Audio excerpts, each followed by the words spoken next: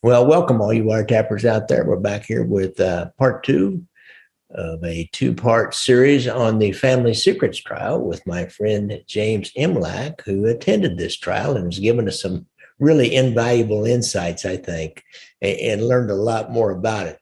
Well, this week, folks, James is going to tell us about the three outfit guys that took the stand in their own defense. Frank Calabrese Sr., Joey Lombardo, and Tuan Doyle, who was an ex-policeman. So settle back and listen in. It's going to be really interesting. I'll never forget, Gary, seeing Frank Calabrese testify in his own defense. Again, let's do that. Let's go down that path. Let's go down that path. That's good. Good transition there. The guys that testified in their own defense, James. Frank, a real killer, a real mob boss. Just to see him in court was something to see. For the most part, Frank was on his best behavior. Almost seemed at times like he was enjoying this attention. He would smile, he would crack jokes, and then at other times, he showed you his real colors, yelling, swearing. At one point, he was banging his fist on the table, yelling how his son stole money. So Frank, the reason Frank took this stand was he wanted to get up there and explain his side of the story, that his brother, Nick, and his son, Frank Jr., conspired to steal all his money and put him away for life. However, Judge Zago would not allow Frank to just go on and on and on. Yeah. So during Frank's testimony, he was losing his temper. He was getting frustrated with the prosecutor and the judge because they kept cutting him off. Because Frank thought he could just get up there and speak how he speaks and act like he acts, but it doesn't work that way. Yeah. So many times the judge would have to clear the courtroom and reprimand Frank. Hey, if you don't stop this nonsense, we're going to gag you. We're going to handcuff you to the chair or take you out of the courtroom. Ooh. So his lawyer, Joe Lopez, is like a real character. Yeah, kind of like a Johnny Cochran. Yeah, he's on Facebook. Joe the Shark Lopez. I had him on the show once. He is a character. He's a good guy. He's a great mob defense lawyer. Yeah. You know, he would wear pink socks with a matching pink handkerchief. In fact, it was funny. One of Frank's lawyers got caught sneaking Frank Calabrese Sr. Italian salami. So the judge found this out and barred the lawyer from the courtroom. That's a classic there. But so Frank, he basically, his defense was, listen, I didn't kill anybody. I'll admit I'm the biggest loan shark in Chicago. I never used violence to collect any of my debts. Yeah. You know, he perjured himself the entire day. He basically said his son stole millions of dollars from him. His brother's the real killer, but all the evidence was against Frank Sr. because it was his voice on the tapes talking. Yeah, interesting. I remember this, Gary. I'll never forget it. At the end of the day, Frank would unplug his lawyer's laptop and wrap up the extension cord. So picture this. During the day, you're hearing real testimony. What the Chinatown crew would do, most of their killings, they'd lure the victim, surprise them, strangle them, and then cut their throat. Occasionally, they would use a gun or a bomb, but mostly strangle them with his hands or a rope and cut their throat. So after hearing that testimony, seeing Frank Calabrese wrap up that extension cord around his big hands, nobody else in the court noticed it, but I did. And I thought to myself, oh my God, look at those hands. Look at him wrapping up that cord. But bottom line, he couldn't control himself on the temper. He couldn't control his temper on court. And he really made a fool out of himself in court. Interesting. Yep. So then let's talk a little bit about, let's talk about the Anthony Tuan Doyle, I believe, was the ex-cop. Tell us about that testimony. Doyle was an associate of the outfit, a Chicago police officer, and he was also very good friends with Frank Calabrese. Yeah, he was out on bond. There's some famous wiretaps and video out there of him talking to Frank Calabrese Sr. in a visiting room of the prison. He's trying to give him some messages to get something done outside. Tuan was out on bond, so he wasn't in custody. So, he could come and go as he wanted. And he would also make small talk with people like myself in the gallery, people in the media, pretty big guy. However, when they showed several prison tapes of Tuan, Michael Ricci, another Chicago cop, they were visiting Frank Calabrese in prison, again, talking in code, delivering messages. Most of the conversation was all about Nick. Like, what are we going to do if my brother testifies? How are we going to handle this? Now, also, Tuan was caught logging into a police computer in the evidence room, trying to locate that bloody glove, the Fecarata bloody glove. Yeah. He was trying to get that out of the evidence. He never got it out of the evidence because he got caught, but it showed what time he logged in, how long he was on the computer, what time he logged out, and what he was looking for. The only piece of evidence he was looking for was that bloody glove. He was trying to make that glove disappear. Yeah. So after seeing Joey on the stand, after seeing Frank Calabrese fail on the stand, for some reason, Tuan decided he's going to take the stand. So, make a long story short, these guys, when their lawyers are direct examining them, throwing them softballs, very easy questions to answer, but they cannot hold up during cross-examination. Yeah. With especially like very, very savvy, experienced lawyers like Mitch Mars, John Scully, Marcus Funtz. These guys are the Michael Jordan of prosecutors. Yeah. They couldn't wait to get up there and cross-examine these guys. So I remember basically Tuan's defense was, I was just going to visit Frank Sr. as a friend. I had no idea what he was talking about. I couldn't even understand him. Well, it was quite obvious when you watch the tape and listen to Doyle. He's literally leaning over to really listen to Doyle. They're talking back and forth. It was quite obvious to the jury that Tuan knew exactly what Frank was saying. But he basically said, I had no idea what he was talking about. I was just going along with it. He could not explain, though, why he was in the evidence room trying to find that bloody glove. But I remember this, Gary. So at the end, towards the end, they would have a character witness, meaning like guys that would get up and say great things about Joey Lombardo, guys that would get up and say great things about Tuan. So what Tuan did, Doyle, he would have 3-4 retired Chicago cops get up there and say what a wonderful cop he was. And then during the cross, Mitch Mars would say, oh, I see you were a Vietnam veteran. You were a sergeant in the police. You had a wonderful career. I got one question for you, Lieutenant. The cop would say, what's that? Mitch Mars, did you ever visit a mob boss in prison? No more questions. The next cop got up there, told what a great cop Doyle was. Yeah. Mitch Mars says, I just have one question. You ever visit a mob boss in prison? No. Meaning, why are you visiting a mob boss in prison? He destroyed Tuan on the stand. Yeah, and simply, too. He didn't go into great length. He found that one thing that he could focus on. And it's like, oh, yeah. Oh, yeah.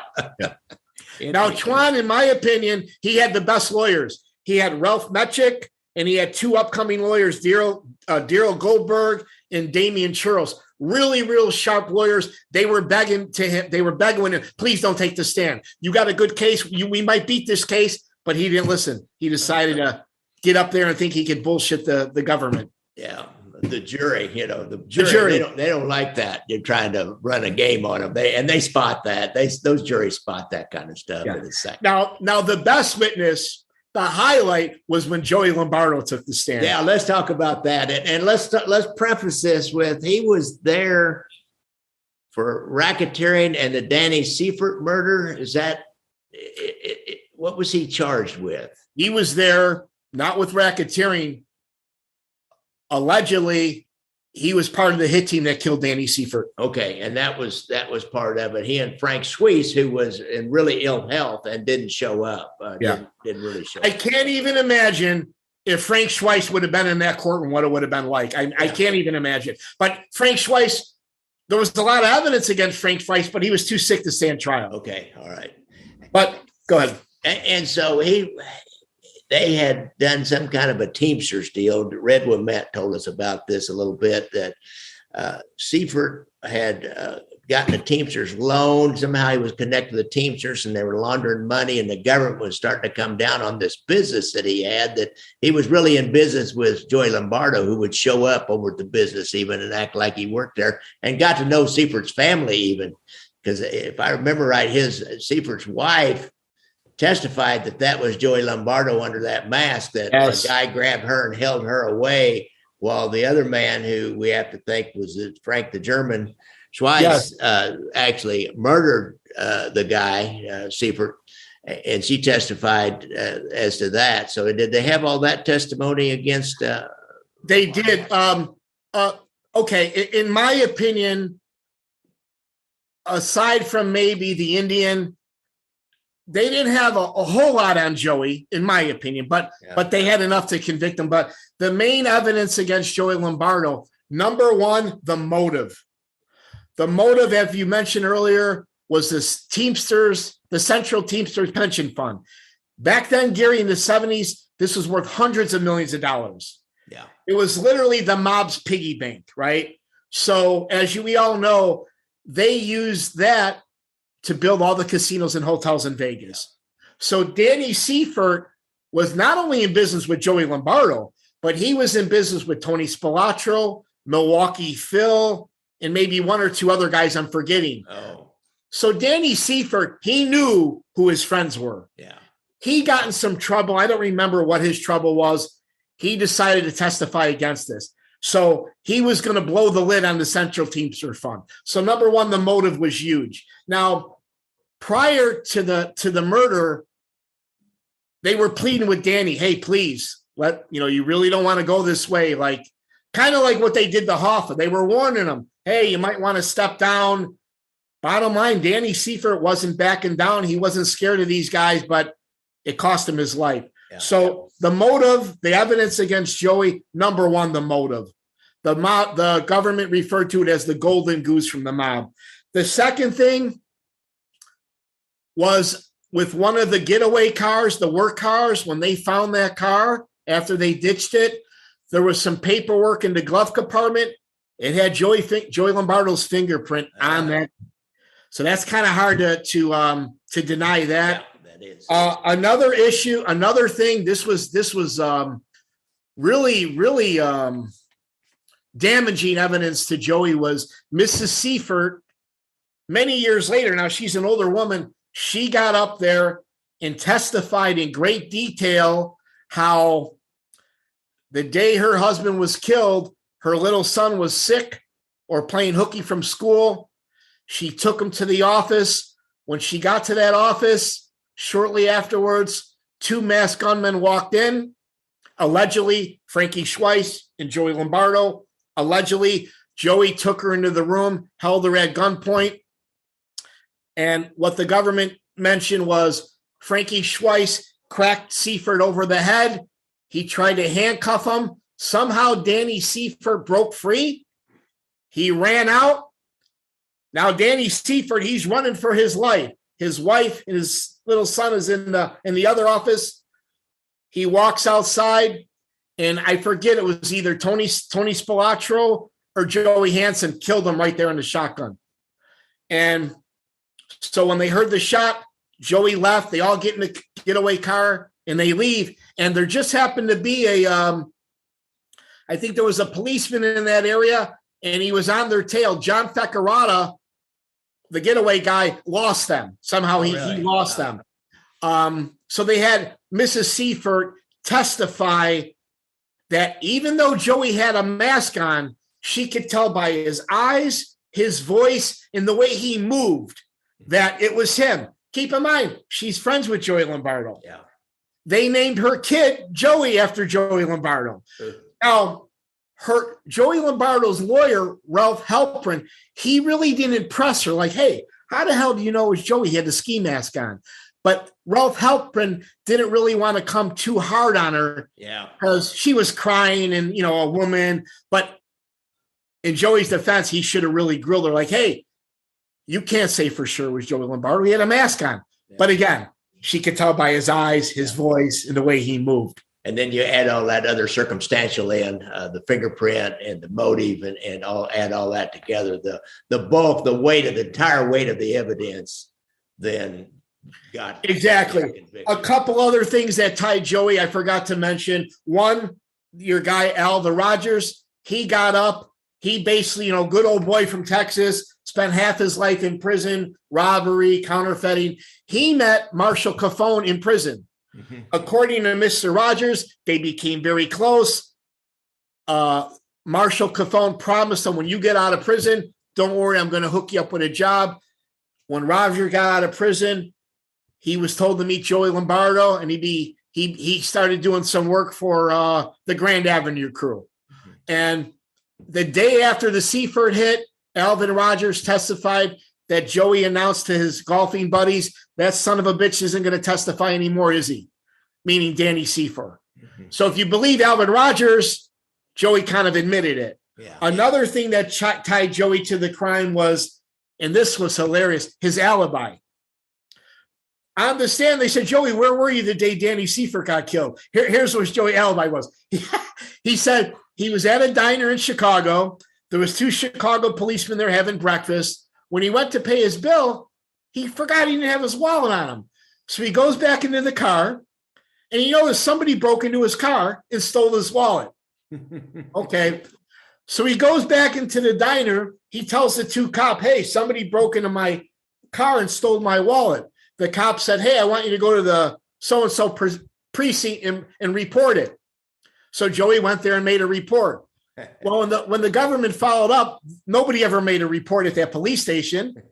And that police station was run by Bill Hanrath, the famous robbery cop. Right. So that was Joey's alibi. Right. And then the last thing that tied Joey to the crime, and Nick talks a lot about this in great detail, how they use walkie-talkies and transmitters, right? Yeah.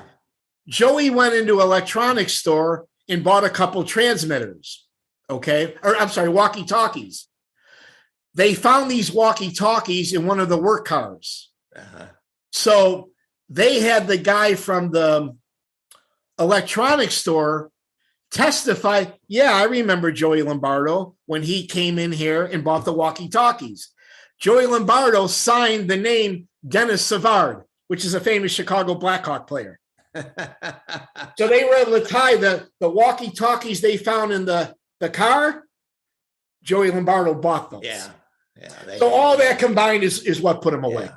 So tell me, like Joey Lombardo, there needs to be a movie done about Joey Lombardo. He's a real character. He's a guy that told jokes, hence the name The Clown. He one time when the news people were following him around, he cut out eye holes in the newspaper and looked out. And he stopped in a store and started talking to some lady when the news people were following him around. He did a lot of, kind of non-classic mob stuff. And people seem to like him that were around him. But now describe, how big is he? Is he a great big guy? Is he a little guy? But just to physically describe him when he took the stand and his kind of demeanor. Well, back to Joey. During the early part of the trial, there was a big buzz in the courtroom. Is Joey going to testify or not? Is he going to testify or not? So one day, get this, I was running late from lunch, running back. I was a little late getting back to the courtroom. There was a long line. I'm like, son of a bitch, I'm not going to get in, right? There's a big long line.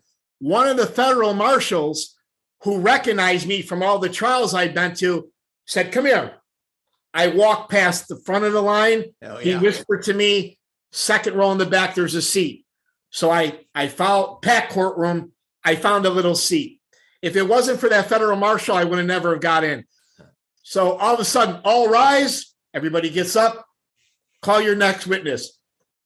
Ralph, we call Joey Lombardo. Everyone's like, so Joey, who was in a wheelchair and got around in a cane. Now at this point, Gary, he's in his late 70s. He's an old man. He's a small frame. He's skinny. He lost a lot of weight. He shaved. he got a new haircut. Remember that wild Saddam Hussein look he had? Yeah. He shaved all that off. So he looked like your grandfather, like an old man. It took him at least 10, 15 minutes to walk with his cane from the back of the courtroom to the front of the courtroom. Joey, right away, he faces the jury. Raise your right hand. He raised his left hand. Raise your other hand. At first, he acted like he couldn't hear. Do you swear to tell the whole truth? Can you hear? So finally, his lawyer, Joey, where were you born? I was born in Grand Avenue. What was your first job? I used to shine policemen's shoes for 25 cents. Then he said, very cheap people. The whole courtroom, even the judge, started laughing.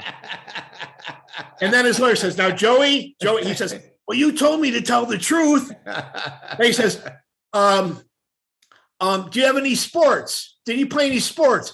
Rather than say, yeah, I was a boxer and I played football, Joey says, I roller skated, volleyball, badminton, soccer, basketball. He named every sport that he ever played in. And then right away, rather than answer yes or no, did you kill Danny Siefert? Absolutely, positively false, sir. Did you steal money from the Teamster Central Fund? Not one red cent, sir. You're the boss of the Grand Avenue crew. Joey yelled, the president's got a bigger crew. And at one point, Mitch Mars during the cross was yelling at him. Okay, they played a tape years ago. They bugged Alan Dorfman's office, right? Yeah. So it was Joey Lombardo, Alan Dorfman, and this really scumbag lawyer, Morris Schenker. I mean, this guy was nasty. Yeah. Now, they didn't know they were being recorded, but they did some kind of a land deal. And this guy, Morris Schenker, wasn't paying the part of money he was supposed to pay. So Joey's on tape saying, listen, Alan Dorfman is weak and humble. He's a nice guy. Yeah. The guys that I'm with are not nice guys. He says to the lawyer, how old are you? And they're playing the tape in the court. The lawyer says, I'm 73. Joey says, well, I guarantee you're not going to live to be 74. He's like, if we can't spend that money, you're not going to spend them. So he was threatening him. So Mitch Mars says, Joey, you're threatening him. Joey's like, no, I'm not. He's like, do you want me to play the tape again? You're threatening. Joey says, I threaten to strangle my ex-wife all the time, but I never did. and then at one point, Joey told Mitch Mars, he's like, George Bush and Dick Cheney, those are the men that should be on trial. You got the wrong guys on trial. So Joey came across funny, likable, right? Like everybody in the court got a kick out of him. However, he could not handle the cross-examination of Mitch Mars. And Mitch Mars just destroyed him on the stand. Did he ever show any flares of temper or anything when Mars was like nailing him down and getting him, or did he try to not like Frank Calabrese? I mean, he wasn't yelling, swearing, banging his fist, but Joey would raise his voice and you could tell Joey was getting a little agitated. Yeah. Okay. Interesting. So he couldn't keep that comedian act up, the clown act up. Yeah. And then Joey went on to say, you know, how he feels sorry for the Siefert family. And, but he denied it. He denies it, that he had nothing to do with it. And he also was told, it's a long story, but he told the dentist, Pat Spilatro, Tony and Michael's brother. Mm-hmm. Okay, Pat Spilatro testified too. And Pat Spilatro is a well-known dentist in Chicago, and he was obsessed with his brother's murders. This guy went around to all the prisons in the country and would visit all the mob guys. Who killed my brothers? Why? Who killed my brothers and why? Everybody goes to them. They're like, hey, I don't know who killed your brother. So when he asked Joey said, well, if I wasn't in jail, if I was around, this would not have happened to your brothers. But Joey was wrong. They were going to kill the brothers regardless. Yeah. But Joey he had a close connection to Tony Spilatro. Remember he did. That same microphone in Alan Dorfman's office. There's some taps out there that have Tony Spilatro and Joey Lombardo and Dorfman all in there talking. So he was close. And I often wondered, were they like, they must have been like almost like equals. Spilatro kind of had his crew and his thing in Las Vegas, where Lombardo had the crew and the Chinatown crew there in Chicago, because they talked to each other as equals, I thought. Yeah, they were very close. I heard that like both of their families came from Bari, Italy. But I know they were very close at one point. And keep in mind, when Spilatro was in Vegas running around like a cowboy, Joey Lombardo was in prison, so there was nobody really there to control him. Yeah, interesting. Maybe he was a little bit under Lombardo. Lombardo was a guy that might have been able to control Spilatro, and of course Spilatro, he's got this crew going out there, the hole in the wall gang, and they're making money, and he can't control Lefty Rosenthal in the casino and he's like creating all kinds of stir. And Lombardo was in prison, I guess, during that time. I remember at the very end when all the verdicts were read. And Joey's was found guilty. I'll never forget. He was banging his cane on the floor and yelling at his lawyer. That's the only time. That's the only time he really made a big scene. Who was Joey's Lombardo's lawyer? I don't know. Did you? He had two lawyers. This guy was a famous lawyer back in the day. Ralph Halperin, Vietnam veteran, ex NHL hockey player. But now keep in mind, this isn't Ralph Halperin in his prime when he was a young lawyer. Now Ralph Halperin's an old man. And shortly after that trial, he committed suicide. I don't know why. Yeah. And then he also had a female lawyer called Susan Shantz, who I've never seen before. Well, this has been great, James. This is oh yeah, this has really been good.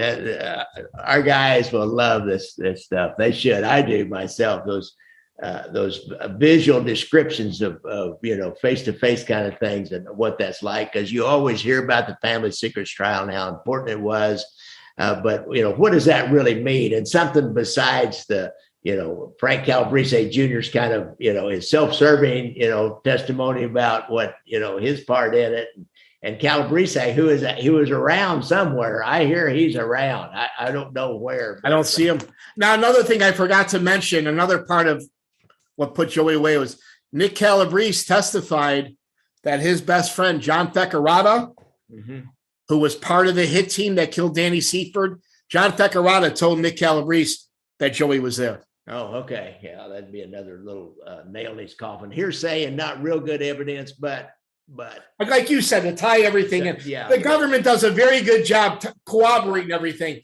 Now, the highlight of the trial, and they saved these, out of the 18 murders, 2 of them were the Spilatro murders. What happened that time, real quick? Like I said, Nick testified. You could hear a pin drop during this. Everybody was waiting for this.